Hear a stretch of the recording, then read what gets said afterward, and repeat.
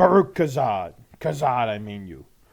Hello there, scholarly followers, and welcome to another army review. And as you can tell, not only from my opening, but from the title itself, we're going to be talking about some badass dwarfs today.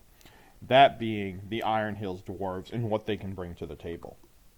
So I'm going to start this a little differently by talking about the army composition, because I'm actually going to jump out of the Army of the Hobbits book, where you find most of the Iron Hills profiles, and start with the Armies of the Lord of the Rings, because the Wanderers of the Wild section actually contains two of the profiles that you need for this army.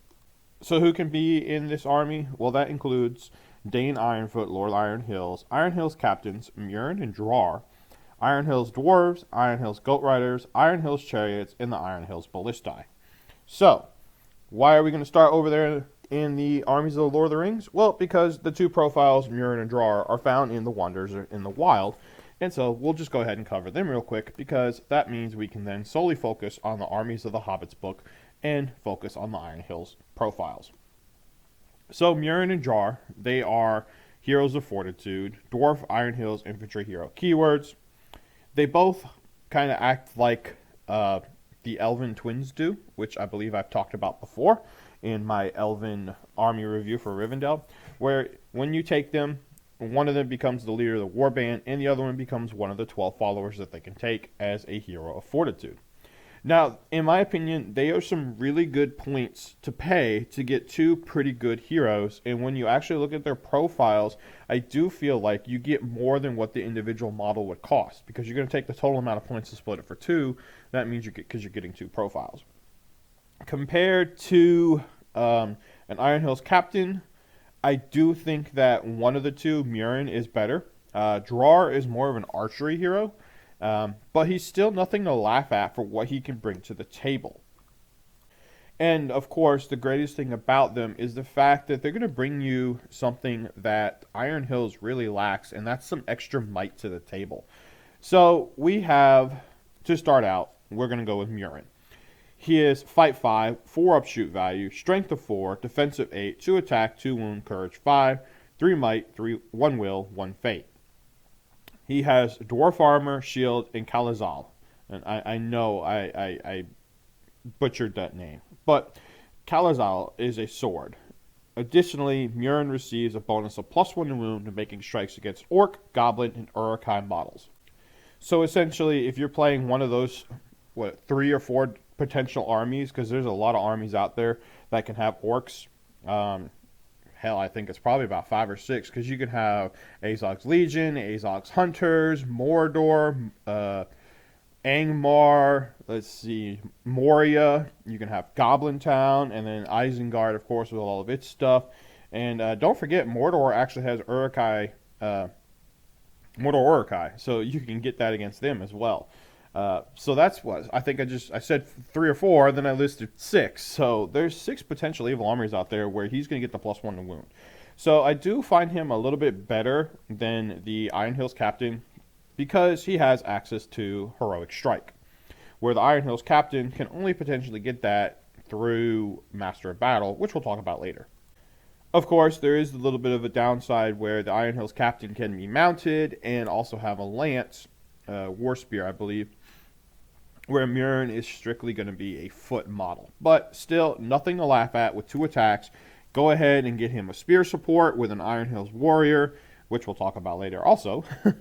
And he can really do some damage. And with 3 points of might, he's going to be able to do strikes against other heroes and also help dictate movements and maybe some combats.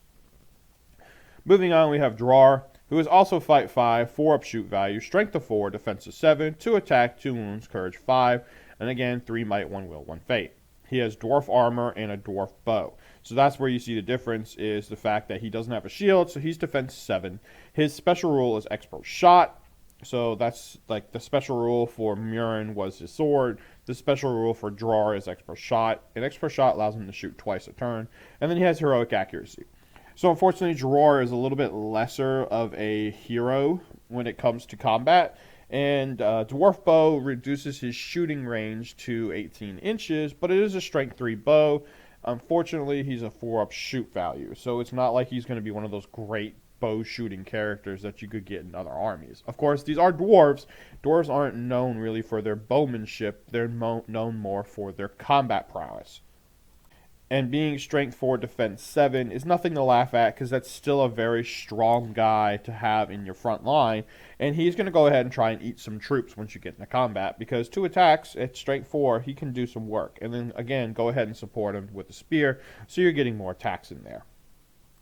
So that is the 2 profiles from Wonders of the Wild in the Armies of the Lord of the Rings books. So now going back to the Armies of the Hobbit, and now we're strictly in the Iron Hills section. We're going to start with, of course, the big baddie himself, Dane Ironfoot, Lord of the Iron Hills.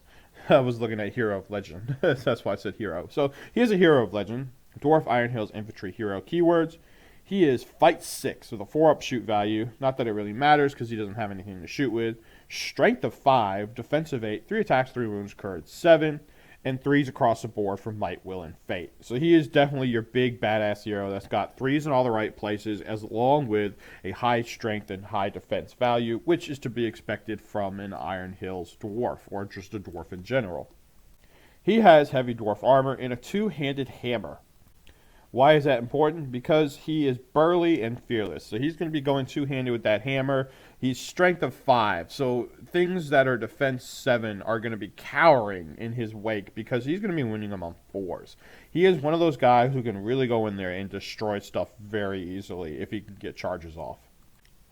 Moving on, he has the option to take a war boar, which is really going to be good because you want that ability to knock models prone and get that extra attack, so that he can really maximize his ability to use that 2-handed hammer and burly special ability. He has 5 heroic actions outside of the standard ones, and those are Resolve, March, Strike, Strength, and Challenge. So it's pretty cool that he has March. Unfortunately, he doesn't have anything like Aragorn does to get a free point of might per turn.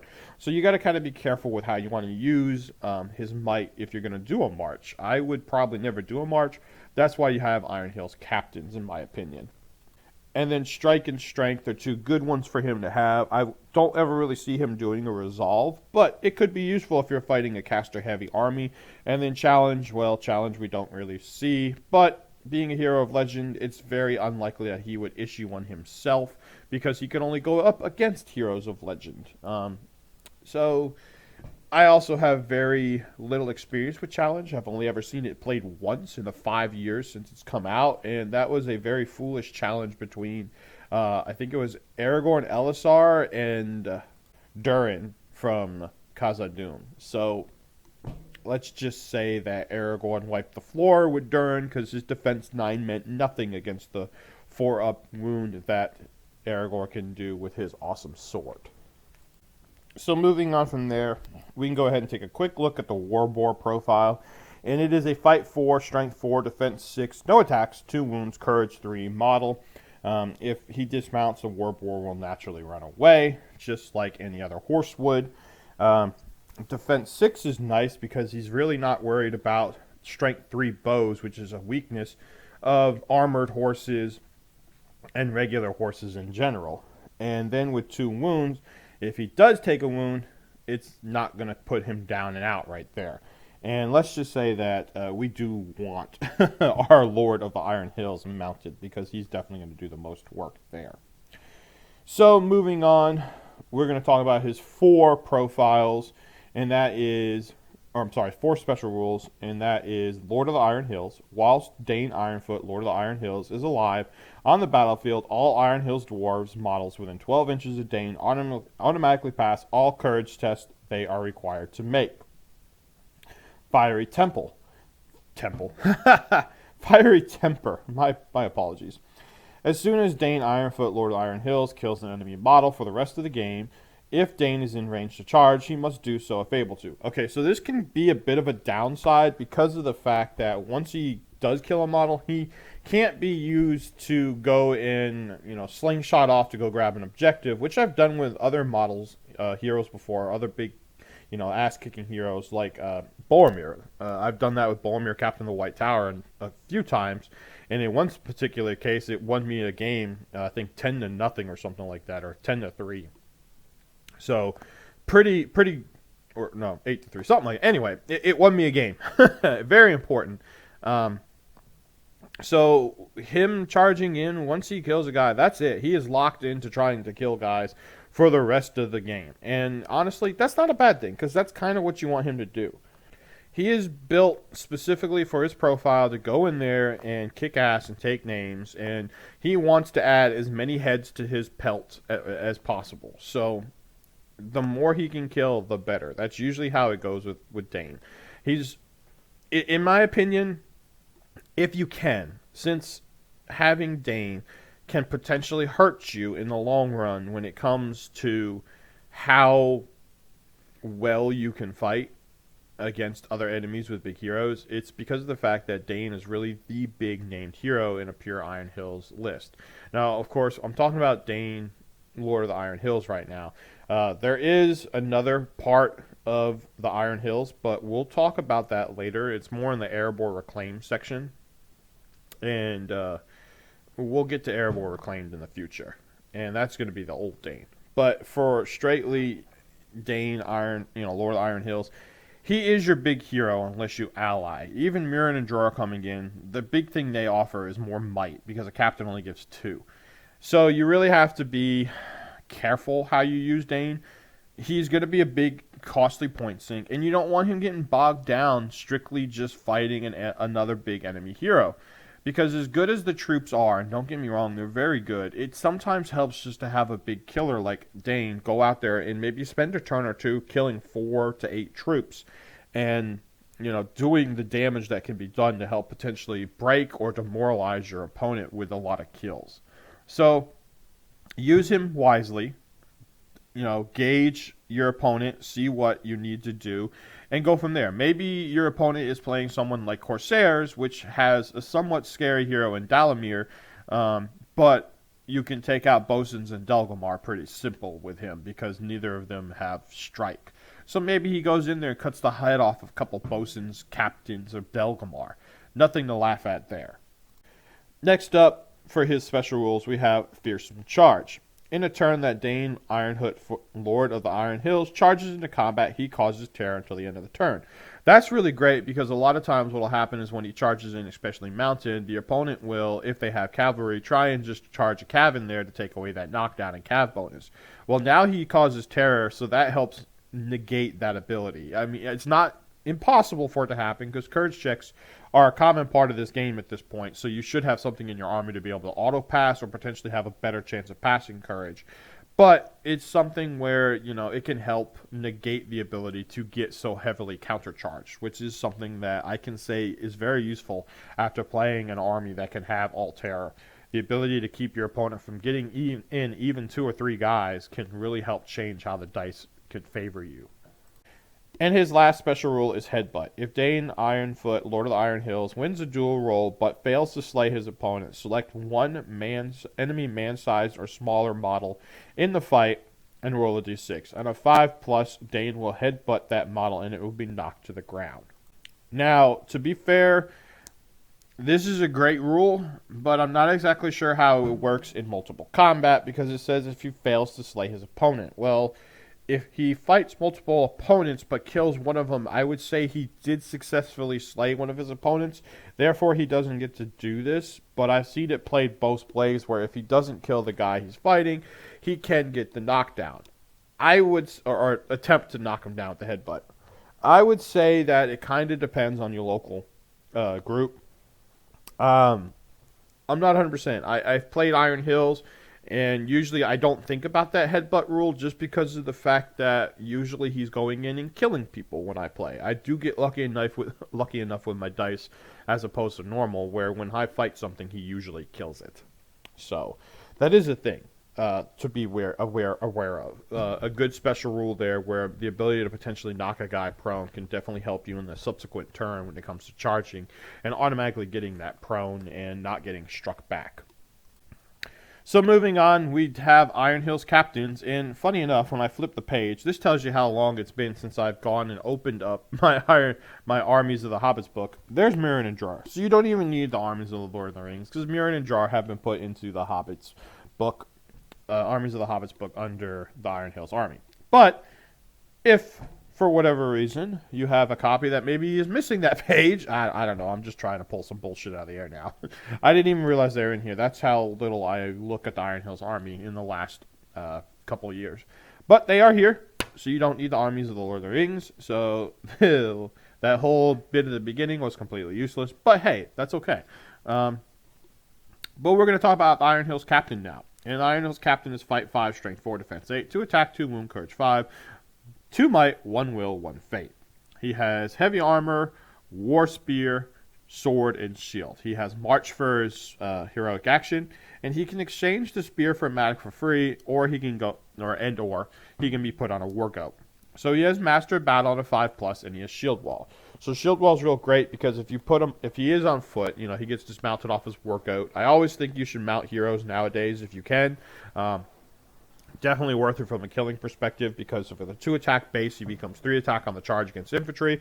And then that War Spear comes into play, which is going to give him the +1 to wound when he charges, whether it be against infantry or cavalry or monsters or whatever. So as long as he gets a charge off, he's getting a +1 to wound, which is really good.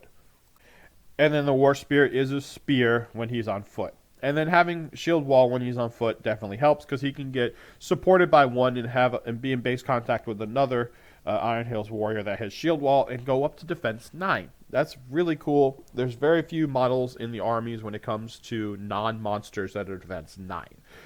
That's even a better defense than Dane because like we just talked about, Dane is Defense 8. So really cool little specialty there for him. Definitely worth taking that into consideration if he gets dismounted or if you just take him on foot, because I know that there are some people who just play him on foot.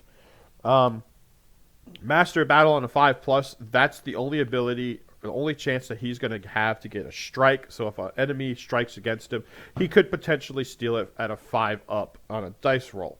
Otherwise, he's just a typical captain where he's stuck at that Fight 5 fight value. Nothing to laugh at, of course, because most troops of the game are Fight 4, since there is a Fight 4 meta right now. And, of course, there are a lot of armies out there trying to push that to a Fight 5. But he's going to be able to do very well against the common everyday troop. The majority of troops are Fight 4 or lower without any bonuses. And he is going to be able to take them on and win on a natural 6, which is going to be good because that Strength 4 is really going to help him to kill Defense 6 or lower troops, which is also common. Alright guys, so that is going to be the first 4 profiles, which include the captain, Murin and Drar, and Dane, of course, himself. So I'm going to go ahead and cover the 2 warrior profiles, the simple ones, and then I'm going to go ahead and make part 2, and we're going to talk about the siege weapons, because the Iron Hills ballista and the Iron Hills chariot, I know the chariot's not a siege weapon, but you get my point, are 2 profiles that have a lot of rules incorporated with them, and I want to go ahead and take the time to cover them in detail, but not extend this video to be super, super long, and we're already pushing almost 20 minutes. So the Iron Hills warrior, dwarf, he is a warrior because he has a warrior keyword, his dwarf Iron Hills infantry warrior keyword, there you go, is going to be the core backbone to this army. Unfortunately, it's a very expensive unit. This is a very high-costed, low model count army, just because of the fact that there's very lacking in troop diversity. You have 1 infantry and 1 cavalry, and that's it.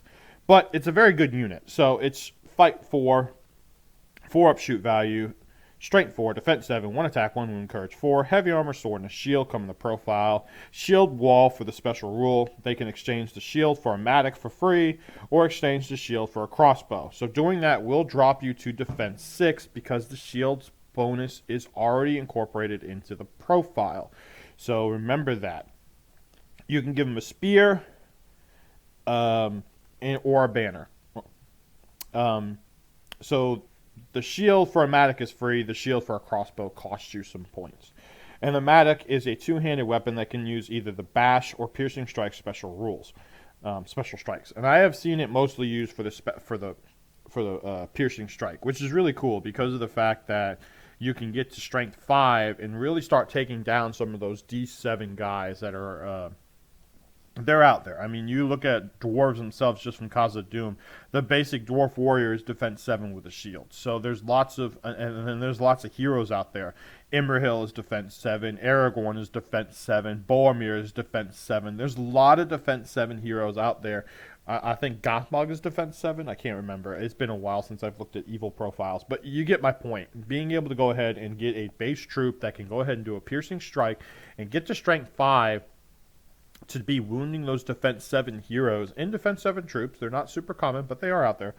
On 5s is really good. Then it really starts making your opponent go, oh, snap, this army is nothing to laugh at, which it isn't in general. This is a high defense, high strength army, and piercing strike from Matic is, it's even better. So it's also two-handed. So yeah, you're going to take that penalty if you go ahead and use it, but usually when you see people using the Matic, it's because they're going to go ahead and do the two-handed plus piercing strike. So then you're getting +1 to wound, which is going to make it even better because you can go ahead and start getting into that range to threaten stuff like defense 9. Because if you can piercing strike up to strength 5 from strength 4, strength 5 on defense 9 is going to be a natural 6, but +1 to wound makes it a 5. So now you're talking about crazy stuff being able to wound. You're talking about wounding a Belrog on 5s. That's awesome. So nothing to fret at. And don't forget, if you do equip them with a Matic, but you don't want to use the two-handed ability at that time, you can simply declare that they're fighting with the sword, because you exchange the shield for the Matic, not the sword. So they still have the sword in their profile. So you can just fight regularly with the sword. Yes, you're not going to get the +1 to a wound. Yes, you're not going to be able to piercing strike. But if you're just fighting a regular troop and you don't want to risk, rolling poorly and taking the -1 modifier to your dice roll because you're using a two-handed weapon, you can always fight with the shield or sword. Fight with the sword. Plus, then you can use the fainting special rule. All right, moving on, we have the final profile that I'm going to talk about for today, and that is the Iron Hills Goat Rider. It is a dwarf Iron Hills cavalry warrior keyword. Fight 4, strength 4, defense 6, 1 attack, 1 wound, courage 4. Comes with heavy armor, sword, war spear, and war goat. So they have swapped out the shield for the war spear, which is really good because now on the charge, you're going to get that +1 to wound. And again, it's +1 to wound no matter whether it's against infantry, monsters, cavalry, or whatnot. As long as you charge, you're getting +1 to wound. Now, you can swap out the war spear for a Matic for free, or you can give them a banner. And again, if you're fighting with the Matic, it is a two-handed weapon, so you're going to take a -1 modifier to your dice roll, but it gives you access to bash, piercing strike, and two-handing bonuses. So nothing to laugh at there. I have seen that done on several Goat Riders before. I personally am more of a War Spear guy myself, just because of the fact that I like the +1 to wound without having to worry about my defense going down from what has already been a reduced 6 to potentially a defense 3. And these troops are costly, so it would really hurt me in my mind, especially when it comes to my army's overall synergy and points, that a Goat Rider becomes defense 3 and then can be wounded on 4s by something as low as a Ministerial Warrior. Warrior Ministerial, there we go. And I know somebody out there who's a big fan of Ministerial is going, hey, what the hell, man? But hey, no offense, they're just a strength 3 troop. If you want, I can say a Warrior Rohan. They're also strength 3 troops. If you want, I can say a Mortal Orc. They're also strength 3 troops. So there you go. Most times the best way I see it, in my opinion, is to go ahead and do it with the Iron Hills Goat Rider and then throw a dwarf on foot with a Matic in there to get that +1, because if you win the fight, then they're going to be knocked prone, and then you're going to be able to get 2 dice anyway with the +1 to wound and the potential for piercing strike also. That's just my opinion. Play it how you like it. I'm more akin to liking that War Spear. That's just something that I've always liked since I've used cavalry with lances for a long time. And don't forget, if he does get dismounted, the War Spear is just a regular spear then on foot, so you can go and support troops. They do lose the shield wall rule, so beware of that. If they do get dismounted, they no longer have a shield, so they do not help with the shield wall. And then the last little thing we're going to talk about real quick is the wargoat itself, because the wargoat has been in a couple profiles now, not only the goat riders, but also the captains. And they are fight 2, which doesn't matter because you can use the fight value of the rider. Strength 4, defense 5, no attacks, 1 wound, courage 3. Again, courage doesn't really matter because if you dismount, the goat's running. Defense 5, very good. You're not worried about strength 2 bow. So basically it's an armored cav. You're obviously worried about them, but they're going to be winning on 6s. So it reduces the threat of strength 2 bows, unlike if you had a regular horse, which is defense 4. They have mountain dwellers, so they're going to be moving through mountainous and rocky terrain without any difficulty. That's really great. No reduction to their stat. They are movement 8, which is also something I forgot to mention with the war boar. The war boar is movement 8. So while you do have cavalry, you're not having the typical 10-inch movement cavalry that you would see if you played an army like Rohan or even like warg riders that have that 10-inch move. They are 8. You keep that into consideration, but it is still 3 more inches better than a dwarf, which moves only 5 on foot. Then they have the devastating charge special rule, and that is when this model charges into combat, against one or more man-sized models, roll a d6 for each, and a 5+, that model is immediately knocked to the ground. So, charging in against fellow dwarf enemies, maybe there's some kin strife, men, hobbits, elves, orcs, urukai, that kind of stuff, they're potentially knocking them prone. No such luck against cavalry models, and no such luck against monster models. But, hey, that's okay, because that's usually who you're going to be charging against is usually infantry models anyway. So the ability to potentially have them on the ground at 33% on just a simple charge can instantly go ahead and potentially help save you on that initial charge from having to worry about, losing the dual roll and them striking and potentially killing your charge line. Now, Iron Hills goats are expensive. The most you probably see in an army is 5. So when they do hit, they're usually used in that hammer and anvil tactic, where they're going to come around a flank and try and pin you down between a shield wall set part of your army. That is obviously the most common tactic, so your opponent is going to try to be doing things to prevent you that's all, blokes. Prevent that from happening. So make sure you play smartly and wisely and try and position yourself in a way where you can get that to happen, because that is going to be your best bet, is to try and flank and hit them from behind with your Iron Hills Goat Riders to go ahead and take away spear supports, pike supports, depending on what army you're playing against, and to go ahead and get some easy knockdown and traps. So that's going to be the basic profiles for the Iron Hills army. Like I said, I'll go ahead and cover the ballista and the chariot in the next video. So quick, simple two-part series. This was specifically asked for, so I hope you are enjoying this, those who have asked for it. And please like, share, subscribe, and until next time, enjoy your Hobbit in Middle-earth hobby. Take care.